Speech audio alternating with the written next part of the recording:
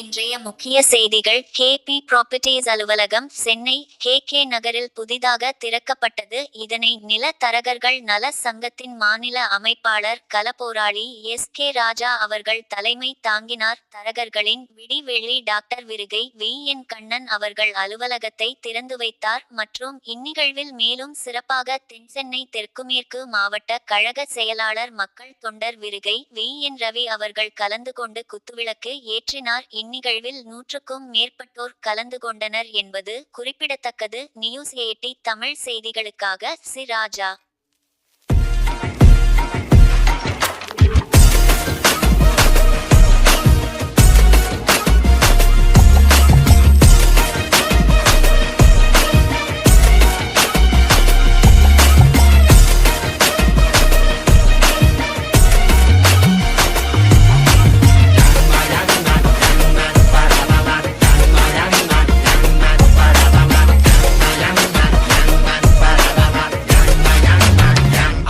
மதுரட்டுமே whistle பறக்கட்டுமே now கரங்கள் ஒசரட்டுமே தேக்கோ அழகு மொத்தமே now குழந்தை சிரிப்புள்ள பேசுதா இமயம் மல்ல போல மாசுதா மனச பறிக்கிற கிரேசுதா ஜெனசி ஒன்ன பத்தி பேசுதா குக்கு குக்குலி பாவா ஹவுசே எனக்கும் குறையாத மவுசே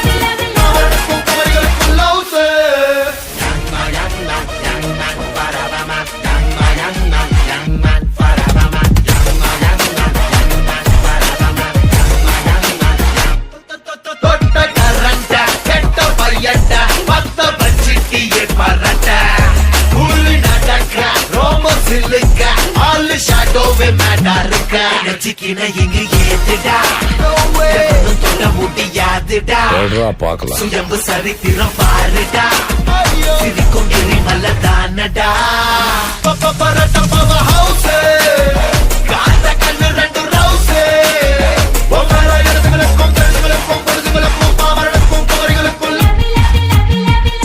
பரட்ட பவ ஹவுசே காந்த கண்ணு ரெண்டு ரவுசே ஒவ்வொரு இடத்துகளுக்கும் தெருவுகளுக்கும் பொழுதுகளுக்கும் பாமரனுக்கும் குமரிகளுக்கும் தலை பையரங்கட்டுமே சரிதம் எழுதட்டுமே மலைகள் ஒதுங்கட்டுமே உலகம் உணரட்டுமே அரங்கம் அதிரட்டுமே சில்லு பறக்கட்டுமே கரங்கள் ஒசரட்டுமே அழுத்து மொத்தமே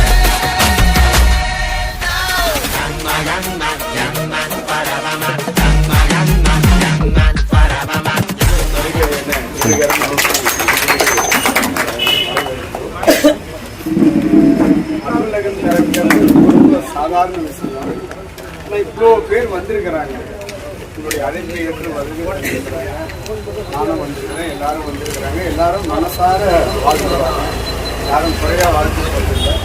ஆனால் அந்த அலுவலகத்துக்கு யாரும் வந்தாங்கன்னா அரவணைப்பு ரொம்ப தேவை. வந்தவங்களுக்கு ஒரு சம்பளம் முதல்ல கட்டி கொடுத்து உட்கார வச்சு இல்லாத ஏறி வேணும் அப்படின்னு சொல்லுவேன்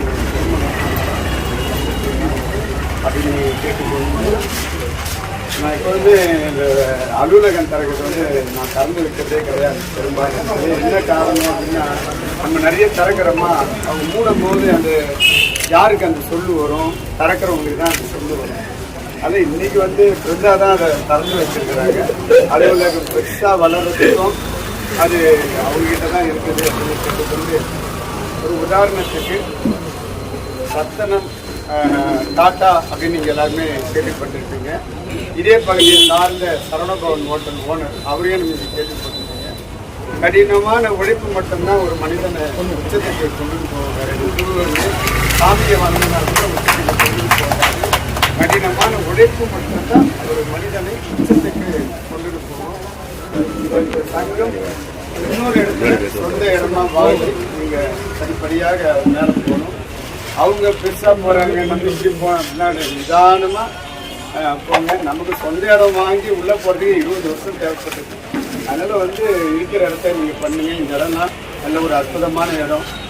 ஒரு மாசத்துக்கு நமக்கு என்ன தேவையோ வாடகைக்கு போறதுக்கு உண்டான முயற்சி பண்ணுங்க. ஒரு மாசத்துக்கு நமக்கு எவ்வளோ 18,000 சொன்னீங்கன்னா எல்லாம் சேர்த்து ஒரு ஸ்டாஃப் எல்லாம் சேர்த்தா ஒரு 30,000 ரூபாய்க்கு தவிர்த்துடும். அந்த 30,000 ரூபாய்க்கு ஃபர்ஸ்ட் என்ன சம்பாதிக்கணும் அப்படின்றத பாருங்க அப்படின்னு கேட்டுக்கொண்டு இல்லை மனதார வாழ்த்துறோம். பிருந்தா இங்கே வாமா. இவங்க தான் நம்மளை எல்லாரையும் டெல்லிக்கு கூட்டு போனாங்க. உங்களுக்கு தெரியாது இல்லையா? 2 டீமாக என்னால் தெரியாது. இந்த முறையும் மலியசாக்கு அவங்க தான் கூட்டு போகிறாங்க. இன்னொன்று வந்து ஆதின்றவர் கூட்டு போகிறாரு. 2 டீமாக போட்டிருக்கிறோம். ஆல்ரெடியாக ஃப்ளைட்டுக்கு நாங்கள் 3 லட்ச ரூபா பணம் நமக்கு தெரியாது. நம்ம அவங்ககிட்ட புக் பண்ணி கொடுத்துட்டோம் அப்படின்னு கேட்டுக்கொண்டு நம்ம எல்லாரும் மலேசியாவுக்கு போலாமா? கண்டிப்பா போலாம் தலைவர். போலாமா? பணம் கட்டாம இருக்கீங்க. ஒரு ஆளுக்கு வந்து 52,000 ரூபாய் வந்து அவங்க வச்சுன்னு தான் சொல்றோம். மாசம் மாசம் ஒரு 5,000 ரூபாய் கட்டுங்க. திட்டமிடலைன்னா நம்ம குடும்பமே பெரிய அளவுக்கு கொண்டு போக முடியாது. நம்ம பொண்ணு பெருசா கல்யாணம் பண்ணணும்னா திட்டமிடணும். அப்போ பொருளாதாரம் வேணும். அதுக்கு உண்டான கட்டமைப்பை ஃபர்ஸ்ட் வளர்க்குறீங்க. 5,000 ரூபாய் கட்ட முடியாதவங்க 52,000 ரூபாய் கட்டுவீங்க. எப்படி கை செலவு கட்டுவாங்க? அது நம்ம கொஞ்சம் கொஞ்சமா கட்டலாம் அப்படின்னா அப்படி கொஞ்சம் கொஞ்சமா வந்த பணத்துல தான் அவங்க நம்ம 3 லட்ச ரூபா கொடுத்துருக்கோம். முயற்சி பண்ணுங்க. முயற்சி பண்ணாம பட்டியல கனவு காண்பீங்கன்னா ஒன்றுமே பண்ண முடியாது அப்படின்னு கேட்டுக்கொண்டு இன்றைய பொழுதுல ஒரே ஒரு விஷயம் நான் பதிவு பண்ணுகிறேன். நம்ம இருந்த இடம் சொந்த இடம் அலுவலகம். அது பக்கத்திலேயே இன்னொன்று 25 லட்ச ரூபாய் இடம் வாங்கியிருக்கிறோம். 20 லட்ச ரூபா பணம் கட்டிக்கிறோம். இன்னும் 5 லட்ச ரூபா தான் கட்ட வேண்டியது இருக்குது. ரிஜிஸ்ட்ரேஷனுக்கு ஒரு 2,15 லட்ச ரூபாயிலேருந்து 2 லட்ச ரூபாயிலேருந்து 2 லட்ச ரூபா வரும் அப்படின்னு ஒரு காலையில் ஒரு பதிவு போட்டேங்க. நான் பதிவு போடுகின்ற நேரம் பார்த்தீங்கன்னாக்கா குறைஞ்சது ஒரு 6:15 மணிக்கு தான் பதிவு போட்டேன். 6:25க்கு இன்னொருத்தர் எனக்கு பதிவு போடுறாரு, 2.5 லட்ச ரூபாய் தரேன் அப்படின்னு சொல்றாரு. நீங்க அந்த பதிவை கேட்டீங்களா? நான் கேட்டேன். அனைத்து மாவட்ட குரூப்ல எவ்வளவு பேர் இருக்கீங்க? மாவட்ட குரூப்ல எவ்வளவு பேர் இருக்கிறாங்க? ஒரு விஷயம் தள்ளி விட்டு போறதுனால நம்ம முன்னுக்கு வந்துட முடியாது. ஒரு மேடை பேச்சாளர் பேசுறாங்கன்னா அந்த ஒரு பிச்சு நமக்கு பயனுள்ளதா இருக்கு. நான் ஒரு பதிவை கேட்டுட்டு அடுத்த நிமிஷம் 2 லட்சம் ரூபாய் அந்த ரிஜிஸ்ட்ரேஷன் செலவை மொத்தமா நான் ஏற்றுக்கிறேன் அப்படின்னு சொல்லும் போது அளவில்லாத 23 வருஷம் உழைச்சி இன்னும் உழைக்கணும் அப்படின்னு பெண்களுக்கு வகையில் இன்னும் 4 லட்சம் ரூபாய் அது இடம் வாங்கணும். அதுக்கு அந்த 4 பேர் செலக்ட் பண்ணி வச்சிருக்கிறேன். ஒன்று என் மாப்பிள்ளை 1 லட்சம், இன்னொன்று RRR 2வது. வழிகாட்டியாக இருந்தவர் தமிழ்நாடு மருத்துவர் சமூக நல சங்கம் மற்றும் முடிதிருக்கும் தொழிலாளர் சங்கத்தினுடைய கௌரவ தலைவர் எங்கள் சமுதாய காவலர் ஐயா திரு நடேசனார் அவர்களை அனைவரின் சார்பாக வரவேற்று இந்த சிறப்பாக நிகழ்வுக்கு முன்னிலை வகித்துக் கொண்டிருக்கக்கூடிய அனைத்து நம்முடைய மாநில நிர்வாகிகள், அகில இந்திய நிர்வாகிகள், ஏன்னா எல்லாரும் பேரும் சொல்லணும்னா லேட் ஆகிட்டே போகும். அந்த வகை யாரும் தப்பாக நினச்சிக்காதீங்க. இங்கே இந்த நிகழ்வுக்காக வந்திருக்கக்கூடிய நம்முடைய தரகர் சங்கத்தினுடைய அனைத்து நிர்வாகிகளும், ரியல் எஸ்டேட் அமைப்பினுடைய நிர்வாகிகளும், கட்டுமான அமைப்பினுடைய நிர்வாகிகளும், லேண்ட் டெவலப்மெண்ட் அமைப்பு நிர்வாகிகளும், அதே போல வழக்கறிஞருடைய நிர்வாகிகளும், தமிழ்நாடு மருத்துவர் சமூக நல சங்கம் முடிதிரு தொழிலாளர் சங்கத்தின் சார்பாக வந்திருக்கக்கூடிய அனைத்து பொறுப்பாளர்களையும் இந்த கேபி ப்ரமோட்டர்ஸ் சார்பாக அனைவர் வருகிறவர்களை வரவேற்கின்றோம். அதே போன்று அன்புக்குரிய எங்களுடைய நண்பர்கள் அண்ணா திரு வெற்றியாளர் தலைமையில் வந்திருக்கக்கூடிய நண்பர்களும், தம்பி கோவிந்த மற்றும் நாகேந்திரன் உள்ளிட்ட அனைத்து பொறுப்பாளர்களும், இன்னும் வந்திருக்கக்கூடிய நம்முடைய சொந்தங்களையும் அனைவரும் வரவேற்று இந்த சிறப்பான இந்த நிகழ்ச்சி, குறிப்பாக இந்த அலுவலக திறப்பு விழா என்பது பாத்தீங்கன்னா என்னோட பின்புலமாக இருக்கக்கூடிய அன்புக்குரியவர் ஆரோக்கிய இளவ திரு பாலாஜி அவர்களை அனைவரும் சார்பாக இவருதான் இந்த அலுவலகத்தினுடைய டைரக்டர். அதாவது இவருக்கு ஏற்கனவே வந்து பாத்தீங்கன்னா இதே மாதிரி ரியல் எஸ்டேட் அலுவலகத்தை கடந்த ஒரு 3 வருடத்துக்கு முன்பாக தொடங்கியிருந்தாங்க. தற்பொழுது அது வந்து டிராவல்ஸ் ஏஜென்சியா மாத்திருக்கிறாங்க.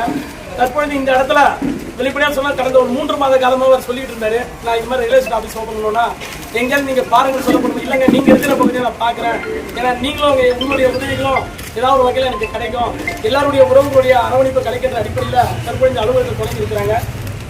குறிப்பாக தலைவர் ஒவ்வொரு வாட்டியுமே சொல்லுவாங்க, அதாவது தலைவர் வந்து ஒவ்வொரு பாதைகளாக நமக்கு உருவாக்கி கொடுப்பாங்க. என்னன்னா, நாம ஒருத்தரை வாழ வச்சு நாம வாழும்போது அதை கிடைக்கிற சுகமே தனிதான். அதுதான் உண்மையான ஒரு விஷயம். அதுபோல இன்னைக்கு ஒரு சாதாரண ஒரு முடிதிருத்தும் தொழிலாளி நான் இன்னைக்கு இந்த ரியல் எஸ்டேட் துறையில கடந்த 4 வருடங்களாக உள்ள வந்து இன்னைக்கு எனக்கு பல விஷயங்களை நுணுக்கமாக பல விஷயங்களை இன்னும் நம்மளோட அகில இந்திய தலைவர்கிட்ட நான் இன்னும் நிறைய விஷயங்கள் கத்துக்கிட்டு இருக்கேன், இன்னும் பாடம் படிச்சுக்கிட்டு இருக்கேன், இன்னும் முழுமையான விஷயங்களை இன்னும் உணரல. என்ன தினசரி அவர் வந்து பாத்தீங்கன்னா வெளிப்படையா சொன்ன, எங்க அப்பா என்ன சின்ன வயசுல நான் சலூன் கடைக்கு காலையில 5 மணிக்கு எழுதுனா எங்க அப்பா என்ன வந்து பயங்கரமா திட்டுவார். அவர் திட்டா மட்டும் தான் நான் எழுந்து போனேன், அது வரைக்கும் நல்லா தூங்குவேன். அது போல நம்முடைய தலைவர் திரு கண்ணன் அவங்க வந்து தொடர்ந்து ஏதாவது ஒரு நாள்ல ஒவ்வொரு நாளும் வழிகாட்டியா இருந்து, ஏன்னா அதை திட்டி இதை நீ சரி பண்ணி சிற்பம் மாதிரி செதுக்கக்கூடிய ஒரு உன்னதமான ஒரு தலைவர் கண்ணன். இன்னைக்கு அந்த அடிப்படையில தான் அவர் எனக்கு சொல்லி கொடுத்த பாடத்துதான் நான் இப்ப இவருக்கு சொல்லித்தரேன், இவரு இன்னொரு 4 பேருக்கு சொல்லி தரணும். ஏன்னா நாம முதல்ல நல்லா இருக்கணும், நம்ம கூட இருக்கிறவங்க நல்லா இருக்கணும். அதுக்கப்புறம் அதாவது எப்படி சொல்றது, ஒருத்தர் 10 பேர் உருவாக்கணும், 10 பேர் 100 பேர் உருவாக்கணும். ஆனா எல்லாத்தையும் தாண்டி சுயமனித ஒழுக்கம் என்பது தலைவர் அடிக்கடி சொல்லுவாங்க. ஏன்னா இந்த தொழில் அந்த மாதிரி, இந்த ரியல் எஸ்டேட் தொழில் என்பது பாத்தீங்கன்னா உடனே தப்பு செய்யக்கூடியது. ஏன்னா இந்த பணம் என்பது பாத்தீங்கன்னா அதிகமாக புழங்கக்கூடியது. அன்பு சகோதரர்களும் எனக்கும் சேர்த்துதான் சொல்றேன், இல்லை எல்லாருக்கும் தான் நான் சொல்றேன். பணம் என்பது 2வது, நமக்கான ஒரு அடையாளம் கிடைச்சிருக்கு. அந்த அடையாளத்தை எந்த இடத்துலையும் தப்பு செய்யாம சுய ஒழுக்கத்தோடு இருந்து நம்ம முழுக்க ஏதாவது ஒரு வகையில தலைவர் அடிக்கடி சொல்ற மாதிரி ஒரு 10 ரூபாய் சம்பாதிச்சா ஒரு 2 ரூபாய் வந்து மக்களுக்காக சேவை செய்யறதுக்கும், ஒரு 5 ரூபாய் குடும்பத்துக்கும், இன்னும் இருக்கக்கூடிய ஒரு 3 ரூபாய் நாம சந்தோஷமா வாழ்க்கை அனுபவிக்கணும்னு சொல்லுவாங்க. அது போல இருக்கக்கூடிய இந்த அலுவலகம் என்பது இன்னும் வாழையாக இன்னும் பெரிய அளவுல இன்னும் சிறப்பா வளரணும். இங்க வந்திருக்கக்கூடியவங்க எல்லாம் பாத்தீங்கன்னா நேற்று ஒரே நாள்ல தான் நான் தொலைபேசியில சொல்லியிருந்தேன், இந்த இடத்துக்கு யாருக்கும் நம்ம நேரடியாக போய் நோட்டீஸ் கொடுக்கல. இந்த சங்கத்தை நேசிக்கிறீங்க, இந்த தொழிலை நேசிக்கிறீங்க, அதனாலதான் இன்னைக்கு வந்து நம்ம சொல்லக்கூடியது பார்த்தீங்கன்னா அதிகபட்சம் பார்த்தீங்கன்னா ஒரு 20 பேருக்கு நான் சொல்லியிருப்பேன். ஆனா இந்த 20 பேர் 40 பேருக்கு சொல்லியிருக்காங்க. அந்த வகையில இந்த ரியல் எஸ்டேட் தொழில் உலகத்தில் மிக சிறந்த ஒரு புனிதமான ஒரு தொழில். இதை நாம சுய ஒழுக்கத்தோடு ஒரு சிறப்பான நம்ம செஞ்சா நிச்சயமா ஒரு சாதாரண பிளாட்பாரத்தில் இருக்கக்கூடிய ஒரு மிகப்பெரிய ஒரு கோடீஸ்வரன் ஆகலாம். ஆனா நம்மளுடைய சுய ஒழுக்கம் இல்லைன்னா கோடீஸ்வரன் கூட கரையில வந்துடலாம் அப்படின்னு தொழில். ஏன்னா கண்டிப்பா இந்த சங்கம் அதுதான் கத்துக் கொடுக்குது, பொய் சொல்லக்கூடாது, திருடக்கூடாது. இதை தாண்டி நம்ம சுயமனிதோட இந்த சிறப்பான இந்த அலுவலகத்தின் மூலியமாக நிறைய சம்பாதிச்சு நல்ல அடுத்த கடத்துக்கு வரணும், நாமும் சந்தோஷமா இருக்கணும். இந்த சிறப்பான நிகழ்வுகளை நீங்களாம் வந்திருக்கீங்க, ரொம்ப சந்தோஷமா இருக்கு. உங்கள் அனைவருக்குமே மீண்டும் ஒரு அனைவரின் சார்பாக நெஞ்சார்ந்த நன்றியை தெரிவித்துட்டு ஒரு சிறப்பான வாழ்க்கை நம்ம அனைவரும் சேர்ந்து ஒற்றுமையோடு வாழும். நாம் முதல்ல வாழ்வோம், நம்மோடு இருப்பவர்களை வாழ்வதற்கு தெரிவித்துக் கொண்டு உங்கள் அனைவருக்கும் மீண்டும் ஒரு நன்றி கூறி விடைபெறுகிறேன். நன்றி, வணக்கம்.